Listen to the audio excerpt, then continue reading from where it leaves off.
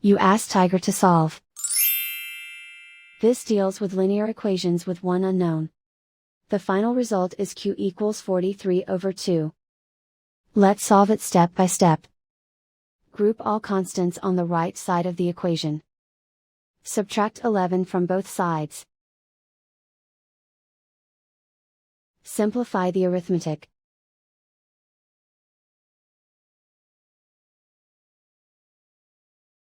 Isolate the q.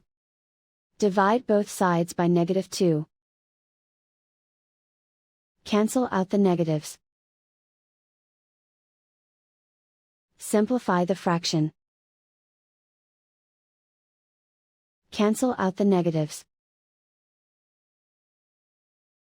And so the final result is q equals 43/2.